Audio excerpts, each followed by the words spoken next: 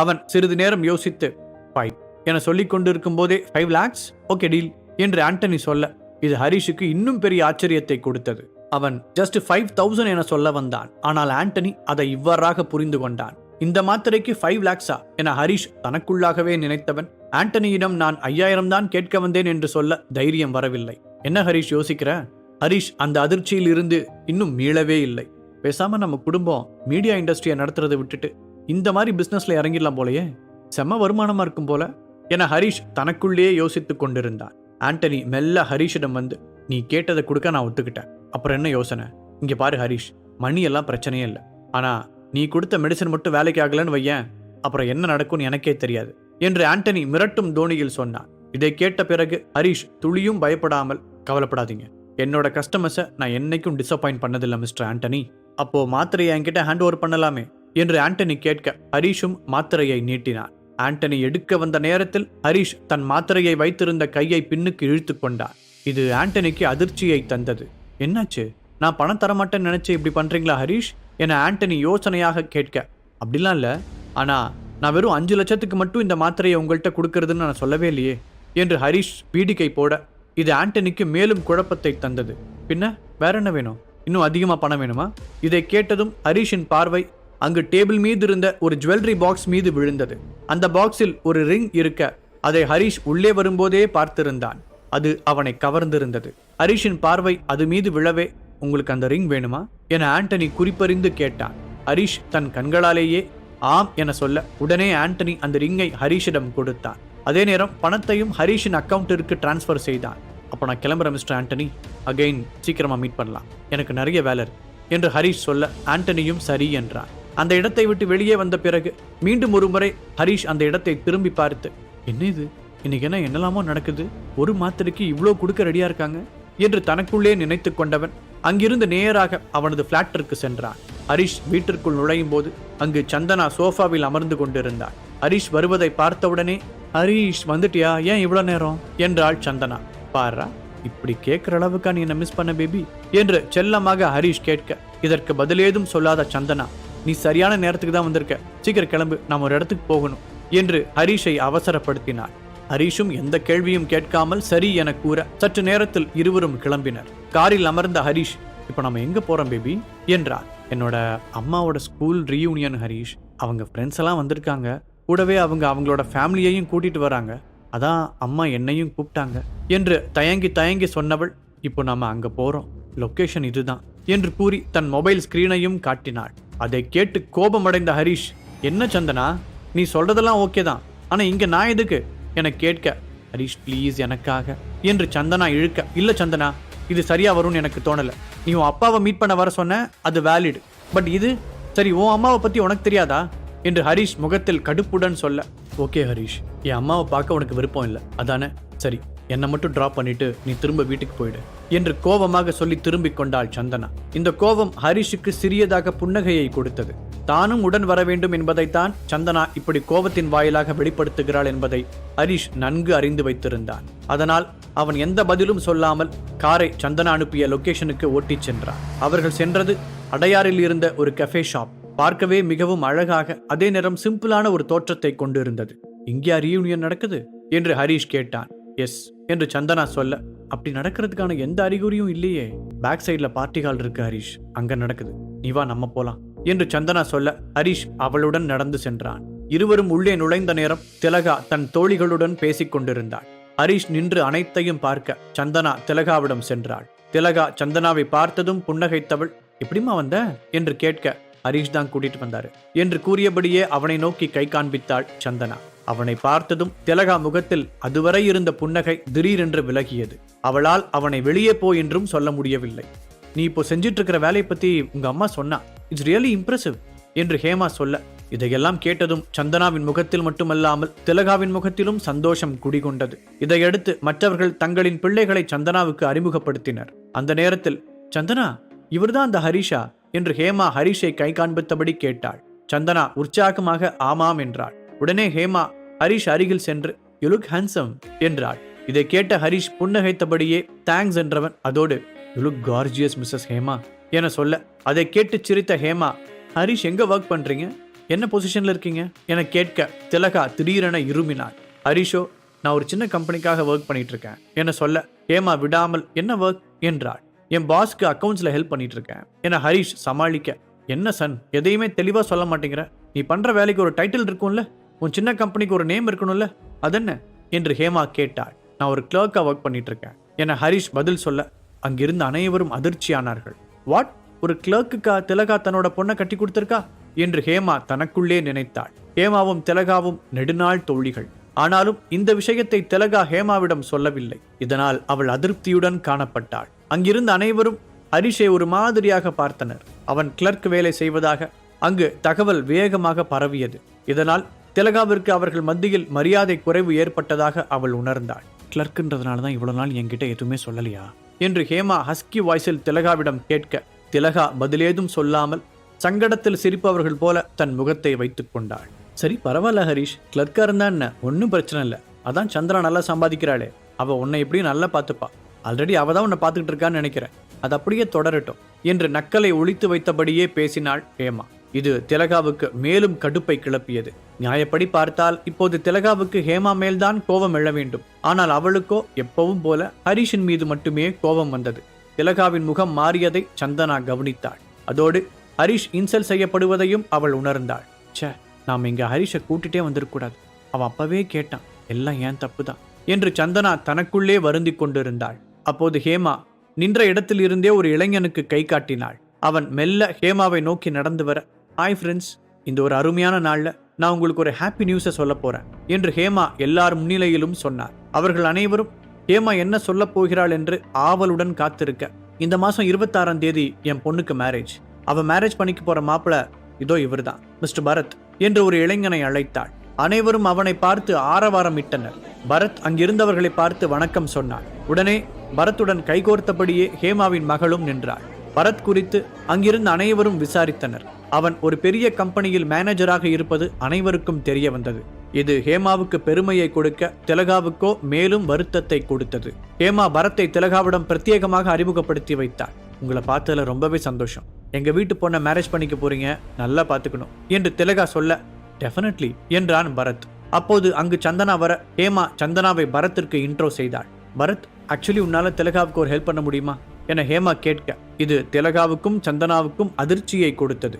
காரணம், திலகா ஹேமாவிடம் எந்த உதவியும் கேட்கவில்லை. இருந்தாலும் அவள் அப்படி சொல்வது திலகாவுக்கு ஏன் என்று புரியவில்லை. திலகாவோட மருமக ஹரிஷ், அவன் இப்போ ஒரு சின்ன கம்பெனில கிளர்க்கா ஒர்க் பண்ணிட்டு இருக்கான். அவனுக்கு உன்னோட பவரை யூஸ் பண்ணி கொஞ்சம் பெட்டர் ஜாப் வாங்கி தர முடியுமா என்றாள் ஹேமா. அவள் அப்படி கேட்டது திலகாவுக்கு மேலும் அவமானத்தை கூட்ட சந்தனாவுக்கோ கடும் சங்கடமாக இருந்தது. இருவரும் ஒரு சேர ஹரிஷை பார்த்தனர். இவன் ஏன் இன்னும் இங்க நின்று எங்களை அசிங்கப்படுத்துறான், முதல்ல இவனை இங்கிருந்து துரத்தணும் என தனக்குள் நினைத்தபடியே திலகா ஹரிஷை நோக்கி வேக வேகமாக சென்றார். திலகா வரும் வேகத்தை பார்த்த உடனேயே ஹரிஷுக்கும் எதுவோ ஒன்று நடக்கப் போகிறது என்பது தெரிந்தது. அது சந்தனாவுக்கும் புரிந்தது. என்ன செய்வது என்ற எண்ணம் அவளுக்குள் ஓடிக்கொண்டிருக்க, திலகா ஒரு நிமிஷம் நில்லு என்று ஹேமா சொன்னாள். உடனே திலகா நிற்க ஹேமாவும் அவளது வருங்கால மருமகனும் அவள் அருகில் சென்றனர். நீ எதுக்கு ஹரிஷை கூட்டிட்டு வர போற, நாமளே போவோம் என ஹேமா சொல்ல, இதை கேட்டதும் இப்ப ஒருத்தி என்னை இன்சல்ட் பண்றதுலயே குறியா இருக்கா, தெரிஞ்சுதான் பண்றாளா தெரியாம பண்றாளா என்று திலகா தனக்குள்ளேயே திட்டிக் கொண்டாள். வேறு வழியில்லாமல் மூவரும் ஹரிஷ் அருகில் சென்றனர். ஹரிஷ் இவர்கள் வருவது தெரிந்ததும் தெரியாதது போல் நின்று கொண்டிருந்தார். ஹாய் ஹரிஷ், இவர் தான் என் மருமக, இவர் கம்பெனியில் உனக்கு ஒரு ஜாப் கேட்டிருக்கேன், ரெஸ்யூம் மட்டும் ஃபார்வர்ட் பண்ணிடு என்று ஹேமா சொல்ல, கடவுளே இன்னும் என்னெல்லாம் இங்கே பார்க்கணுமோ என மனதுக்குள்ளே நொந்து கொண்ட ஹரிஷ் சரி என்று தலையாட்டினார். அப்போது வெளியே ஒரு கார் நிக்குது, சூப்பரா இருக்கு என்று வெயிட்டர் ஒருவன் சக வெயிட்டரிடம் சொல்லிக் கொண்டு சென்றான். இதை கேட்ட ஹேமா, பரத் உன் காரை பத்தி தான் சொல்றாங்க போல என பெருமையாக பீத்திக் கொள்ள, இங்க வேற யார் கெத்தா என் அளவுக்கு ஒரு கார்ல வரப்போறா என்று பீத்தியபடி பரத் ஹரிஷை பார்க்க, அத்தை சேர்ற இடம்லாம் இப்படிதான் போல, அதான் அப்படியே இவங்களெல்லாம் ஜெராக்ஸ் எடுத்த மாதிரி இருக்காங்க என நினைக்க, நீங்க என்ன கார்ல வந்தீங்க என்று பரத் அவனை கேட்டான். பெருசா எதுவும் இல்ல, பகானி ரோட்ஸ்டர் தான் என்று ஹரிஷ் சொல்ல, ஷாக் அடித்தவன் போல, வாட், பகானி ரோட்ஸ்டர் நம்ம ஊர்லையா என்று பரத் அதிர்ச்சியாக எஸ் என்றான் ஹரிஷ். சந்தனா, நீங்க உங்க ஹஸ்பண்டுக்கு இப்படி ஒரு காரை கிஃப்ட் பண்ணுவீங்கன்னு நான் நினைச்சு கூட பார்க்கல, இட்ஸ் ஆசம் என்றான் பரத். இல்ல நான் கிஃப்ட் பண்ணல என்று சந்தனா சொல்ல, ஆக்சுவலி இந்த கார் என்னோட பாஸ் என ஹரிஷ் சொல்லி முடிப்பதற்குள் ஓ பாரோ பண்ணிட்டு வந்திருக்கியா என்று கூறி பரத் சிரிக்க அவனுடன் அங்கிருந்த மற்றவர்களும் சிரித்தனர். அவர்களை கொஞ்ச நேரம் சிரிக்க விட்டு வேடிக்கை பார்த்த ஹரிஷ், நான் என்ன முழுசா சொல்லி முடிக்கல, என் பாஸ் எனக்கு இந்த கார் கிஃப்ட் பண்ணிட்டாரு, இப்போ அந்த கார் என்னோடதுதான் என்று சொன்னான். இதை கேட்டதும் சிரித்தவர்கள் அனைவரும் வாயடைத்து போனார்கள். பகானிய கிஃப்ட் கொடுக்கிற அளவுக்கு ஒரு பாஸா என்று வாயில் வடையை வைத்தாள் போல் வாயை திறந்தபடி இருக்க எல்லோருடைய அட்டென்ஷனும் ஹரிஷ் பக்கம் திரும்பியது. அதை திசை திருப்ப வேண்டும் என்று நினைத்தான் பரத். அன்று அவன்தான் ஹீரோவாக இருக்க வேண்டும் என எண்ணியவன் திடீரென அங்கிருந்த மைக்கை வாங்கி, அன்பான அத்தைக்கு என்னோட ஒரு அன்பான கிஃப்ட் என்று கூறி பரத் தன் பாக்கெட்டில் இருந்து ஒரு சின்ன கிஃப்ட் பாக்ஸை எடுத்து கொடுத்தான். அதை வாங்கி ஹேமா திறந்து பார்க்க அதில் டைமண்ட் ரிங் ஒன்று இருந்தது. வாவ், இட்ஸ் சோ நைஸ் என்று ஹேமாவின் தோழிகள் கூற, ஹேமாவோ, ஓ மாப்பிள, எனக்கு எதுக்கு கிஃப்ட், என் மகளுக்கு கொடுங்க என்றாள். நோனோ, நீங்க தான் இப்போ நம்ம குடும்பத்தோட இம்பார்ட்டன்ட் பர்சன், சோ உங்களுக்கு தான் இந்த கிஃப்ட் என கூறி அவளிடம் கிஃப்டை நீட்ட ஹேமாவும் அந்த டைமண்ட் ரிங்கை எடுத்தாள். ஓ மாப்பிளைக்கு உன் மேல ரொம்பவே அக்கறை தான் போல என்று ஒரு தோழி சொல்ல, ஆமாம் என்று தலையாட்டிய ஹேமா, திலகா இங்க பாரு, இட்ஸ் சோ நைஸ்ல என கேட்க, ஹேமா இப்படி சொல்லியது திலகாவிற்கு மேலும் ஹரிஷ் மீது வெறுப்பை கூட்டியது. அவள் தன் பார்வையை ஹரிஷ் நோக்கி திருப்பினாள். ஹரிஷுக்கு அங்கு இருக்க பிடிக்காமல் அவன் உடனடியாக அங்கிருந்து வெளியேறினான். இதை சந்தனாவும் பார்த்தாள். அவளும் உடனடியாக வெளியே சென்று, ஹரி, உள்ள நடக்கிறதெல்லாம் உனக்கு இன்சல்ட்டா இருக்குன்னு எனக்கு புரியுது, நீ கொஞ்ச நேரம் இங்க இரு, நான் சீக்கிரமா வந்துடுறேன், சாரி ஹரி என்று கூறிவிட்டு சந்தனா மீண்டும் உள்ளே சென்றாள். என்னாச்சு சந்தனா, ஹரிஷ் ஏன் வெளியே போயிட்டாரு என்று ஹேமா விசாரிக்க, ஆபீஸ் ரிலேட்டட் கால் ஒண்ணு அதான் என்று சந்தனா சமாளித்தாள். கமான் சந்து, டாப் பொசிஷன்ல இருக்கிற உனக்கும் சரி என் மாப்பிளைக்கும் சரி எந்த காலும் வரல, ஆனா உன் கிளர்க் ஹஸ்பண்டுக்கு வருதா என்று ஹேமா குத்தலாக பேச, அம்மாவின் தோழி என்பதால் சந்தனா பதில் எதுவும் சொல்லாமல் அமைதியாக இருந்தாள். சரி ஃப்ரீயா விடு என்று கூறிவிட்டு வேறு டாபிக்குகள் பேச ஆரம்பித்தாள் ஹேமா. பார்ட்டி ஹாலுக்குள் அனைவரும் பேசி சிரித்து கொண்டிருக்க ஹரிஷ் உள்ளே மீண்டும் வந்தான். அவனை பார்த்ததும், இப்ப எதுக்கு உள்ள வந்த, எங்களை அசிங்கப்படுத்தவா, இதுவரைக்கும் நீ பண்ணதே போதும், வெளியே போய் நில்லு என்று மெதுவாக ஹரிஷிடம் சொன்னாள் திலகா. சந்தனாவும் அவன் அருகில் வந்து, ஏன் ஹரிஷ் வந்த, வெளியே வெயிட் பண்ணு, நான் தான் வரேன்னு சொன்னல, இவங்களெல்லாம் மாற்றவே முடியாது, எல்லாம் ஏன் தப்பு தான் என கண் கலங்க இருவரின் பேச்சையும் அவன் கேட்காமல் அப்படியே நின்று கொண்டிருந்தான். அந்த நேரத்தில், ஹரிஷ் சார் என்று வெயிட்டர் ஒருவன் கேட்க, எஸ் என்றான் ஹரிஷ். அந்த வெயிட்டர் ஹரிஷிடம் ஒரு கிஃப்ட் பேக் ஒன்றை கொடுத்தான். அதை சந்தனாவும் திலகாவும் ஆச்சரியமாக பார்த்தனர். மற்றவர்களின் பார்வையும் ஹரிஷ் பக்கம் திரும்பியது. அத்த, எனக்கும் சந்தனாவுக்கும் மேரேஜ் ஆகி ரொம்ப நாள் ஆயிடுச்சு, ஆனா இதுவரைக்கும் நான் உங்களுக்காக எதையுமே வாங்கி கொடுத்ததில்லை, பட் இப்போ உங்களுக்காக ஒரு கிஃப்ட் என்று கூறியபடியே தன் கையில் இருந்த கிஃப்டை திலகாவிடம் ஹரிஷ் கொடுத்தான். என்னதான் அத்தைக்கு தன்னை பிடிக்காது என்றாலும் அவள் எண்ணத்தை கொஞ்சம் மாற்ற நினைத்து அவளுக்கு கொஞ்சம் கௌரவத்தையும் கொடுத்து பார்ப்போம் என்று நினைத்தே ஹரிஷ் இதை செய்திருந்தான். திலகாவுக்கு ஹரிஷின் கிஃப்டின் மீது எந்த நம்பிக்கையும் இல்லை. அவன் இப்போது தந்திருக்கும் கிஃப்டிற்குள் எப்படியும் மொக்கையான ஒன்றுதான் இருக்கும் என்று அவள் குறுகிய மூளை நினைத்தது. அதை வாங்கி கையில் மட்டும் வைத்துக் கொண்டாள். அவன் இப்போது தந்திருக்கும் கிஃப்டிற்குள் எப்படியும் மொக்கையான ஒன்றுதான் இருக்கும் என்று அவள் குறுகிய மூளை நினைத்தது. அதை வாங்கி கையில் மட்டும் வைத்துக் கொண்டாள். திலகா, கிஃப்ட் ஓபன் பண்ணு, அதுல என்ன இருக்குன்னு பார்க்கணும்ல என ஹேமா சொல்ல, இப்ப எதுக்கு ஹேமா, செலிப்ரேட் பண்ண நிறைய இருக்கு, அப்புறம் பார்த்துக்கலாம் என்று திலகா சொன்னாள். நோ நோ நோ, இப்பவே ஓபன் பண்ணு என்று ஹேமாவும் மற்ற தோழிகளும் கூற, திலகா கிஃப்டை வேறு வழி இல்லாமல் ஓபன் செய்ய அதில் இருந்ததை பார்த்து திலகா திகைத்து விட்டாள். ஹேமாவின் கண்கள் ஆச்சரியத்தில் விரிந்தன. சந்தனா ஹரிஷை அதிர்ச்சியாக பார்த்தாள். வாவ், டைமண்ட் நெக்லஸா என்று திலகாவின் தோழிகளில் ஒருத்தி வாயை பிளக்க, எஸ் என்று ஸ்டைலாக சொன்னவன், நெக்லஸ் எப்படி இருக்கு என்றான். அந்த பெண் எந்த பதிலும் சொல்லாமல் நெக்லஸையே பார்த்து கொண்டிருக்க, ஹரிஷ், எப்படி உன்னால இப்படி ஒரு கிஃப்டை வாங்க முடிஞ்சது? ஹேமா பொறாமையுடன் கேட்டாள். இது என்னோட ஃப்ரெண்ட் எனக்கு கொடுத்தது என்று நேர்மையாக சொன்னான் ஹரிஷ். இதை கேட்டவுடன் நெக்லஸை தூக்கி எறிய வேண்டும் என்று திலகாவுக்கு தோன்றியது. ஹரிஷ், இப்படிப்பட்ட நெக்லஸையா நீ எனக்கு கிஃப்டா தந்திருக்க என்று திலகா கேட்டாள். உங்களுக்கு பிடிச்சிருக்காத்த என ஹரிஷ் கேட்க, ஆஃப்கோர்ஸ் என்று சொல்லிய திலகா நெக்லஸை எடுத்து தன் கழுத்தில் போட்டுக்கொண்டாள். அங்கிருந்தவர்கள் அனைவரும் திலகாவை குறித்தும் ஹரிஷ் குறித்தும் பேச ஆரம்பித்தனர். ஹரிஷ் மாதிரி ஒரு மாப்பிள்ளை கிடைக்க திலகா கொடுத்து வச்சிருக்கணும் என்று அங்கிருந்தவர்கள் சொல்ல, திலகாவுக்கு இது காதில் தேன் வந்து பாய்வது போல இருந்தது. ஹேமா மீதும் பரத் மீதும் மட்டுமே இருந்த அட்டென்ஷன் திலகா பக்கமும் ஹரிஷ் பக்கமும் திரும்பியது. பார்ட்டி முடிந்து ஹரிஷும் சந்தனாவும் அங்கிருந்து பிளாட்டிற்கு கிளம்பினர். அம்மாவோட பிரஸ்டீஜை காப்பாத்தினதுக்கு ரொம்ப தேங்க்ஸ் ஹரி ஆனா இவ்ளோ காஸ்ட்லியான டைமண்ட் நெக்லஸை கிஃப்ட் தர அளவுக்கு உனக்கு ஃப்ரெண்டு யாரு ஹரி என்று சந்தனா கேட்டாள். ஒரு ஃபாரின் ஃப்ரெண்ட் என்கிட்ட இருந்து ஒரு டைம் பணம் வாங்கியிருந்தான். அதை இப்போ இப்படி திருப்பி கொடுத்துட்டான். நானும் அதை உங்க அம்மாவுக்கு கொடுத்துட்டேன் என்றான் ஹரிஷ். ஹரிஷ் சொல்லியதில் சந்தனாவிற்கு முழுமையாக நம்பிக்கை வரவில்லை என்றாலும் அவன் தவறாக எதுவும் செய்ய மாட்டான் என எண்ணியவள் வேறு கேள்விகளை அவனிடம் அவள் கேட்க விரும்பவில்லை. ஏனென்றால் இப்போது சந்தனாவின் மனதிற்குள் ஒரு அமைதி இருந்தது. அதை அவள் தக்க வைக்க முயன்றாள். ஆனால் ஹரிஷ் சந்தனாவிடம் கூறியது பொய்தான். அவன் பார்ட்டி ஹாலை விட்டு வெளியே வந்ததும் ஐராவிற்கு கால் செய்து இம்மிடியட்டா நான் இருக்கிற லொகேஷனுக்கு ஒரு கிஃப்ட் வேணும் என்று சொன்னான். அவளும் ஓகே சொல்ல அப்படித்தான் அந்த டைமண்ட் நெக்லஸ் ஹரிஷிடம் வந்தது. இருவரும் பிளாட்டருக்கு திரும்ப சந்தனா உறங்கச் சென்றாள். ஹரிஷிற்கோ ஆண்டனிக்கு அந்த மாத்திரையை விற்றது ஞாபகம் வந்தது. உடனே அவன் அசிஸ்டன்ட் கமிஷனர் கயல் கொடுத்த புத்தகத்தை படிக்க ஆரம்பித்தான். அடுத்த நாள் விடிந்தது. ஹரிஷ் எழுந்து ஆபீஸுக்கு புறப்பட்டு சென்றான். அந்த ஆண்டனி நமக்கு சரியான ஒரு ஐடியாவை கொடுத்திருக்கான். அதை அடுத்தடுத்த ஸ்டேஜுக்கு கொண்டு போலாமா வேண்டாமா என்று ஆபீஸ் சேரில் ஒய்யாரமாக அமர்ந்து கொண்டு ஹரிஷ் யோசித்துக் கொண்டிருந்தான். அதே நேரம் சந்தனாவிற்கு அவள் பாட்டியிடமிருந்து அழைப்பு வந்தது. நம்ம ஃபேமிலி மீட்டிங் ஒன்று இருக்கு, அதுக்கு நீ வரணும் என்று கூற சந்தனாவும் சரி என்றாள். மீட்டிங் நடக்கும் இடம் தொடர்பான லொகேஷன் அவளுக்கு அனுப்பி வைக்கப்பட்டு இருந்தது. அந்த லொகேஷனை பார்த்ததும் சந்தனாவின் கண்கள் ஆச்சரியமடைந்தன. பொதுவாக சந்தனா குடும்பத்தின் மீட்டிங் என்பது அவர்களின் வீட்டுக்குள் தான் நடக்கும். ஆனால் இந்த முறை ஒரு ரிசார்ட்டில் பிளான் செய்யப்பட்டிருந்தது. அவள் உடனே இந்த தகவலை ஹரிஷுக்கு மெசேஜ் மூலம் தெரியப்படுத்தவும் செய்தாள். இதன் பின்னர் சந்தனா ரெடியாகி மீட்டிங் நடைபெறும் ரிசார்ட்டுக்கு சென்றாள். தங்களது ஃபேமிலி பிசினஸில் ஏற்பட்ட இழப்பை சரி செய்ய என்ன செய்யலாம் என்பதற்காகவே இந்த மீட்டிங் நடைபெறுகிறது என்பதை சந்தனா ஓரளவுக்கு அறிந்திருந்தாள். அடுத்த சில நிமிடங்களில் அந்த ரிசார்ட்டில் உள்ள ஒரு பிசினஸ் டிஸ்கஷன் ஹாலில் சந்தனாவின் முக்கிய குடும்ப உறுப்பினர்கள் குழுமியிருந்தனர். அனுராதா நடுவில் உட்கார அவரது வலப்புறமும் இடப்புறமும் நெடுக்க சேர்கள் போடப்பட்டிருக்க அதில் குடும்ப உறுப்பினர்கள் எல்லோரும் வரிசையாக அமர்ந்திருந்தனர். நம்ம குடும்பம் இப்படி ஒரு வீழ்ச்சியை சந்திச்சதே இல்லை. எல்லாம் நடந்து முடிஞ்சிருச்சு. இனி யாரையும் குத்த சொல்லியும் யூஸ் இல்லை என்று கூறி அனுராதா மதிவாணனை பார்த்தாள். அவரோ தலை குனிந்தபடியே இருந்தார். தன் அப்பாவை இப்படி பார்க்க சந்தனாவுக்கு மிகவும் கஷ்டமாக இருந்தது. யாரும் எதுவும் பேசாமல் அமைதியாகவே இருக்க. இப்போ நம்ம கிட்ட வெறும் 40% ஷேர்ஸ் மட்டும்தான் இருக்கு. இதை வச்சு நம்ம அடுத்த கட்டத்துக்கு போகணும். அரா கம்பெனி உள்ள வந்து நம்மள சேவ் பண்ணதெல்லாம் சந்தோஷம்தான். ஆனா அவங்க கைக்கு நம்ம 60% ஷேர் போயிடுச்சு.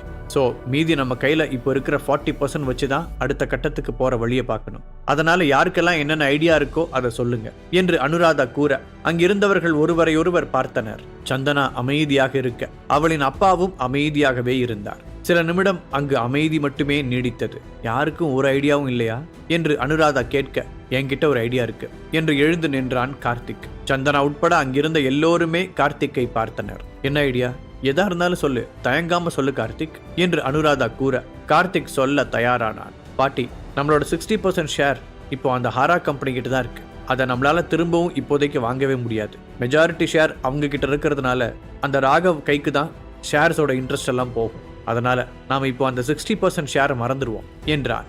அதையெல்லாம் அப்பவே மறந்தாச்சு, நீ விஷயத்துக்கு வா கார்த்திக் என்று விரக்தியான குரலில் அனுராதா சொல்ல, பாட்டி இப்போ நம்மளோட மீதி 40% ஷேர் இருக்கு. அதுல இருந்து ஒரு 10% ஷேரை நாம வித்துட்டோம்னா அதுல இருந்து நமக்கு ஒரு அமௌண்ட் வரும். அந்த அமௌண்ட்டை வச்சு ஒரு புது கம்பெனியை ஸ்டார்ட் பண்ணுவோம். இண்டஸ்ட்ரியில நமக்கு இருக்கிற எக்ஸ்பீரியன்ஸுக்கு நிச்சயமா நம்ம கம்பெனி சக்சஸ்ஃபுல்லா தான் போகும் என கார்த்திக் சொல்ல அனுராதா சிறிது நேரம் யோசித்தார். மற்றவர்களின் பார்வையோ அனுராதா என்ன சொல்ல போகிறார் என்பதிலேயே இருந்த நேரத்தில் ஐடியா நல்லா இருக்கு, எல்லாம் ஓகே கார்த்திக், ஆனா இம்மிடியட்டா நம்ம கிட்ட இருந்து 10% ஷேரை வாங்குற அளவுக்கு இங்க யார் இருக்கா?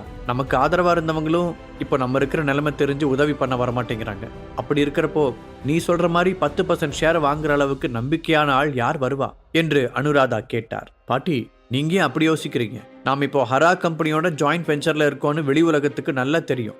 அதை நாம நமக்கு அட்வான்டேஜா மாத்திப்போம். ஹரா கம்பெனி பேர்ல இருக்கிற எல்லா நல்லெண்ணமும் இப்போ நம்ம கம்பெனி மேலேயும் ஆட்டோமேட்டிக்கா வந்துடும். ஸோ நமக்கு ஈஸியா பையர் கிடைப்பாங்க. நீ சொல்றது எனக்கு புரியுது கார்த்தி, ஆனாலும் வெளியே இருக்கிறவங்க யாரும் முட்டாள் இல்லை. ஹரா கம்பெனியோட கூட்டணியில் இருக்கிற ஒரு கம்பெனி ஏன் தன்னோட ஷேர்ஸை விற்குது? அப்போனா அதுல ஏதோ வில்லங்க இருக்குன்னு தானே எல்லாரும் யோசிப்பாங்க. நாம மற்றவங்க இடத்துல இருந்தாலுமே அப்படிதான் யோசிப்போம் என்றாள் அனுராதா. இதையெல்லாம் கேட்ட கார்த்திக் சிரித்தான். அவன் சிரித்தது அங்கிருப்பவர்களுக்கு ஆச்சரியத்தையும் அதிர்ச்சியையும் ஒரு சேர தந்தது. கார்த்திக், நாங்க இப்ப எவ்வளவு சீரியஸா சொல்லிக்கிட்டு இருக்கோம், நீ என்னடானா இப்படி சிரிச்சுட்டு இருக்க என அனுராதா கோபமடைய, பின்னென்ன பாட்டி, நான் இப்படி ஒரு யோசனையை உங்கள்கிட்ட சொல்றேன்னா அதை பத்தி முழுசா யோசிக்காமல சொல்லியிருப்பேன் என்றான் கார்த்திக். நீ சொல்றது புரியல கார்த்திக், எதுவா இருந்தாலும் கொஞ்சம் நேரடியா சொல்லு என்று அனுராதா கூற, பாட்டி 10% ஷேரை ஒட்டுமொத்தமா வாங்குற அளவுக்கு எனக்கு ஒரு ஆளை தெரியும் என்று கார்த்திக் புன்னகைத்தபடியே கூறினார். இதை கேட்டதும் அங்கிருந்த எல்லோரும் அதிர்ச்சியாகினர். என்ன சொல்ற கார்த்திக்? யாரது என்று அனுராதா கேட்க கார்த்திக் புன்னகைத்தபடியே இருந்தான். அந்த பையர் வேற யாரும் இல்ல, என்னோட ஃப்ரெண்டு தான் என்று கார்த்திக் சொன்னான். வாட்? நம்மளோட 10% ஷேரை ஒட்டுமொத்தமா வாங்குற அளவுக்கு உனக்கு ஃப்ரெண்ட்ஸ் இருக்காங்களா? அந்த அளவுக்கு பெரிய ஆளுங்க யாரையும் நீ இதுவரை இன்ட்ரோ பண்ணதே இல்லையே என்று அனுராதா கேட்டார். பாத்தீங்களா, அதுக்குள்ள என்ன சந்தேகப்பட ஆரம்பிச்சிட்டீங்க என கார்த்திக் சொல்ல, பட் நான் இதை இப்போ திடீர்னு யோசிச்சு பேசல. எப்போ நம்ம ஷேர்ஸ் ஹரா கம்பெனி கண்ட்ரோலுக்கு போச்சோ அப்போல இருந்தே யோசிச்சுட்டு தான் இருந்தேன். நல்லா யோசிச்சு தீர விசாரிச்சதுக்கு அப்புறம் தான் நான் உங்க முன்னாடி இந்த ஐடியாவை பிரசன்ட் பண்றேன் என்றான் கார்த்திக். சரி, அப்படிப்பட்ட உன் ஃப்ரெண்ட் யார் கார்த்திக் என்று அனுராதா பாட்டி கேட்க, பாட்டி நீங்க விஜேந்திர சிங்ன்றவர் கேள்விப்பட்டிருக்கீங்களா? நீ எந்த விஜேந்திர சிங்க சொல்ற கார்த்தி என்று தன் மனதில் ஒரு விஜேந்திரை நினைத்தபடியே அனுராதா கேட்டார். பாட்டி, நீங்க யார மனசுல நினைச்சிருக்கீங்களோ அவங்கள தான் நானும் சொல்றேன் என்றான் கார்த்திக். என்ன சொல்ற Karthik? 5 times mixed martial arts world champion பட்டத்தை ஜெயிச்சாரே அந்த விஜேந்திர சிங்கையா நீ சொல்ற என்று பாட்டி கேட்டார். ஆமா பாட்டி, அவரையே தான் சொல்றேன் என்று கார்த்தி சொல்ல அங்கிருந்த எல்லோரும் அதிர்ச்சியாகினர். கார்த்திக்கு எப்படி அந்த விஜேந்தரை தெரியும் என பாட்டி உட்பட அனைவரும் தங்களுக்குள் யோசித்தனர். விஜேந்தர் வெறுமனே சாம்பியன் மட்டுமல்ல, அவன் ஒரு பிசினஸ் மேனும் கூட. அதோடு நாடு முழுக்க பல மார்ஷல் ஆர்ட் ஸ்கூல்களை வைத்திருப்பவன். அதில் வரும் வருமானமே வேற லெவல். விஜேந்தர் பேரை சொன்னதிலிருந்து அங்கு எல்லோரும் திகைப்பில் இருக்க, சந்தனா மட்டும் தன் முகத்தில் எந்த ஒரு ஆச்சரியத்தையும் காட்டாமல் இருந்தாள். ஷேர் அதையும் விற்கக்கூடாது என்பதே அவளின் எண்ணம். சந்தனாவின் அப்பாவுடைய ஐடியாவினால் தான் இப்போது குடும்பத்திற்கு நஷ்டம். இந்த நிலையில் சந்தனா சென்று எதை சொன்னாலும் அதை யாரும் ஏற்கப் போவதில்லை. அதனால் வேணாம், நாம சொன்னாலும் இப்ப கேட்க மாட்டாங்க என்று தனக்குத்தானே கூறி அமைதியாக அமர்ந்து கொண்டாள். இந்த நேரத்தில் தான், உண்மையாவே உனக்கு அவர் ஃப்ரெண்டா என்று ஒரு உறவுக்கார அங்கிள் கேட்க, என்ன அங்கிள், உண்மையாவே அவர் என் ஃப்ரெண்டு தான், என் மேல அவருக்கு நல்ல மரியாதை உண்டு என்றான் கார்த்திக். இதை கேட்டதும் அங்கிருந்தவர்கள் இன்னும் ஆச்சரியமடைந்தனர். சரி கார்த்திக், நம்ம 10% ஷேர்ஸ் அவர் வாங்குறாரான்னு கேளு என அனுராதா அவசரப்படுத்த, இப்பவே பண்றேன் என்று சந்தோஷமாக கூறிவிட்டு விஜேந்தருக்கு கால் செய்தான் கார்த்திக். அனைவரையும் நம்ப வைக்க வேண்டும் என்பதற்காக அவன் லவுட் ஸ்பீக்கர் மோடில் பேச ஆரம்பித்தான். ஹலோ விஜேந்தர் சிங், நான் தான் கார்த்தி பேசுறேன் என்று இவன் சொல்ல, கார்த்தி எப்படி இருக்க? It's been a long time என்றான் விஜேந்தர். ஆமா, இப்போ நீங்க ஃப்ரீயா? உங்கள்கிட்ட ஒரு முக்கியமான விஷயம் டிஸ்கஸ் பண்ணணும். கொஞ்சம் ஒர்க் இருக்கு, பட் இட்ஸ் ஓகே, நீ சொல்லு கார்த்தி, என்ன விஷயம் என்று விஜேந்தர் கேட்க, இங்க ஈசிஆர்ல இருக்க ஒரு ரிசார்ட்ல ஃபேமிலி மீட்டிங் போயிட்டு இருக்கு. அப்போ ஒரு டிஸ்கஷன்ல உங்க ஹெல்ப் எனக்கு தேவைப்படுது, அதுக்கு தான் கால் பண்ணேன் என சொல்ல, நான் ஈசிஆருக்கு நியர்பைல தான் இருக்கேன், பேசாம லொகேஷன் சென்ட் பண்ணி விடு, நான் நேர்லயே வந்துடுறேன் என்றான் விஜேந்தர். இதை கேட்டவுடன் அங்கிருந்தவர்கள் ஆச்சரியத்தில் மூழ்கினர். கார்த்திக்கு இவ்ளோ ரெஸ்பெக்டா என்று அந்த உறவுக்கார அங்கிள் தனக்குள்ளேயே நினைத்தார். விஜேந்தர் இப்படி சொல்வார் என்று கார்த்திக்கே எதிர்பார்க்கவில்லை. அவன் உடனே, சூப்பர், நான் அனுப்பிவிடுறேன் என்று கூறிவிட்டு கார்த்திக் காலை கட் செய்து லொகேஷனையும் அனுப்பிவிட்டான். எப்படி, இப்ப எல்லாரும் என்ன நம்புறீங்களா? கார்த்திக் கெத்தாக கேட்க, பாட்டி அவனை பார்த்து சின்னதாக புன்னகை செய்தார். மற்றவர்களெல்லாம் அமைதியாகவே இருக்க, இந்த நேரத்தில் சந்தனாவுக்கு ஹரிஷிடம் இருந்து கால் வந்தது. எங்க இருக்க பேபி என ஹரிஷ் கேட்க, மெசேஜை பாரு ஹரி என்று சந்தனா சொன்னாள். உடனே ஹரிஷ் தன் மொபைலுக்கு சந்தனா அனுப்பியிருந்த மெசேஜை பார்த்தான். இப்போ நீ ஃபேமிலி மீட்டிங்ல இருந்துட்டா என்கிட்ட பேசுற என ஹரிஷ் கேட்க, அஃப்கோர்ஸ் என்று சந்தனா ஹஸ்கி வாய்ஸில் சொன்னாள். பேபி, வேற வேலையே கிடையாது அவங்க குடும்பத்துக்கு. சரி விடு, இப்போ நான் உங்ககிட்ட ஒன்று சொல்லட்டுமா என்று கேட்டான். என்னது என்று சந்தனா கேட்டாள். ஐ லவ் யூ மை பொண்டாட்டி என்று ஹரிஷ் சொல்ல வெட்கப்பட்டாள் சந்தனா. இப்போ நீ வெட்கப்பட்டதானே என்று அவன் கேட்க, ஹரி ஆமா என்றாள் சந்தனா. அப்படின்னா நீ கொஞ்சம் நிமிர்ந்து பாரு என்று ஹரிஷ் சொல்ல அவளும் பார்த்தாள். ஏய் ஹரி, இப்ப எதுக்கு கால் பண்ண? ஏற்கனவே எங்க மேல எல்லாரும் கோபமா இருக்காங்க, எதுக்கு கால் பண்ண? இருக்கட்டும், நான் என் ஒய்ஃபை மிஸ் பண்ணேன், அதனால அவளுக்கு கால் பண்ணேன், ஐ லவ் யூன்னு சொன்னேன், இதுல என்ன இருக்கு என்றான் ஹரிஷ். என்னது இது, என்னைக்கும் இல்லாம இன்னைக்கு இப்படி திடீர்னு ஒரு கால், ஒரு கொஞ்சல் என சந்தனா கேட்க, அப்பப்ப பண்ணா இப்படி வைப் இருக்காதுல்ல, அதான் இப்போ இப்படி. அப்புறம் நீயும் தான் இப்ப புதுசா ஒண்ணு பண்ணிக்கிட்டு இருக்க என ஹரிஷ் சொல்ல, என்னது அது என்றாள் சந்தனா. உன்னோட ஒட்டுமொத்த ஃபேமிலியும் அங்க இருக்க, ஆனா நீ என்கிட்ட பேசிட்டு இருக்கியே, அது புதுசு தானே என்று ஹரிஷ் கேட்க, ஆமா இல்ல, நான் ஏன் இப்போ இப்படி பண்றேன் என்று சந்தனா கேட்டாள். Because you miss me, you also want to talk to me என்று ஹரிஷ் மென்மையாக சொல்ல, ஆஹா என்று சொன்ன சந்தனா, நீ இப்ப பேசும்போது சிலதை தப்பா சொன்ன என்றும் சொன்னாள். நான் தப்பா சொன்னனா? என்னது என்றான் ஹரிஷ். அதை கேட்டு மெல்லியதாக சிரித்த சந்தனா, ஃபர்ஸ்ட் ஒன், இங்க என் ஒட்டுமொத்த ஃபேமிலியும் இல்லை, பிகாஸ் எனக்கு முக்கியமான ஒரு உயிர் இங்க இல்லாம என்கிட்ட கால்ல பேசிட்டு இருக்கு என்றாள். அதை கேட்டு சிரித்த ஹரிஷ், அப்போ செகண்ட் ஒன் என கேட்க, நான் இப்போ எல்லாரும் முன்னாடியும் பேசுறதுக்கு நீ சொன்ன ரீசன்லாம் சரிதான். ஆனா எப்பவுமே எனக்குள்ள இருக்கிற ஒன்றை நீ விட்டுட்ட, அதுதான் செகண்ட் என்று சந்தனா ஹரிஷிடம் தெரிவித்தாள். அது என்ன பேபி என்று ஹரிஷ் கேட்ட நேரத்தில், சந்தனா போதும் வா வந்து உட்காரு என்று அவளின் அம்மா கூப்பிட, ஹரிஷ் நான் அப்புறம் பேசுறேன் என்று அவசரமாக கூறிவிட்டு காலை கட் செய்தாள். பின்பு பழைய இடத்தில் சென்று மீண்டும் அமர்ந்தாள். அடுத்த 10 நிமிடத்தில் விஜேந்தர் ரிசார்ட்டுக்கு வந்தான். அவனை ரிசார்ட்டின் வாசலுக்கு சென்று அழைத்து வந்தான் கார்த்திக். பார்த்தவுடனே ஃபைட்டர் என்று சொல்வதற்கான அத்தனை கூறுகளையும் அவன் கொண்டிருந்தான். அவன் நடை, கட்டுமஸ்தான உடல் எல்லாம் அதை இன்னும் நிரூபணம் செய்தன. விஜேந்தரை நேராக மீட்டிங் நடந்த ஹாலுக்கு கார்த்தி அழைத்துச் செல்ல, அவன் வந்ததும் ஒரு செகண்ட் அங்கிருந்தவர்கள் எல்லோரும் எழுந்து நின்றனர். சந்தனாவோ ஏதோ ஒரு நினைவில் அப்படியே அமர்ந்திருந்தாள். அவள் இவன் வந்ததை கூட கவனிக்கவில்லை. எல்லாரும் உட்காருங்க, எனக்காக எதுக்கு எழுந்தெல்லாம் மரியாதை கொடுக்குறீங்க என்று விஜேந்தர் அடக்கமாக சொல்ல, இல்ல விஜேந்தர்ஜி, இது நீங்க நம்ம நாட்டை உலகளவில் முன்னிலைப்படுத்தினதுக்காக நாங்க கொடுக்கிற மரியாதை என்று அனுராதா பாட்டி சொன்னார். இதை கேட்டு அவன் சிரித்துக்கொண்டே ஐ எம் டச்ட் என்று கூற, அதை அடுத்து கார்த்தி அவனை அங்கு ஒரு சேரில் அமர வைத்தான். அவன் அமர்ந்த பின்பு மற்றவர்கள் அனைவரும் அமர்ந்தனர். கார்த்தி அமராமல் விஜேந்தர் அருகில் நின்று கொண்டிருந்தான். விஜேந்தர் அனைவரையும் பார்க்க அவன் கண் சந்தனா மீதும் விழுந்தது. சந்தனாவும் அப்போதுதான் அவனை பார்த்தாள். அவன் பார்ப்பதை பார்த்ததும் அவள் மரியாதை நிமித்தமாக ஒரு சின்னதாக ஸ்மைல் செய்தாள். இது உங்க ஃபேமிலி மீட்டிங், பட் நான் வந்துட்டேன், உங்க யாருக்கும் எந்த அப்ஜெக்ஷனும் இல்லையே என்று விஜேந்தர் அங்கிருந்தவர்களை பார்த்து கேட்டான். பாக்கெட் எஃப்எம் ஆப்பை டவுன்லோட் பண்ணி கிங் ஆடியோ சீரீஸை கேட்க ஸ்டார்ட் பண்ணுங்க.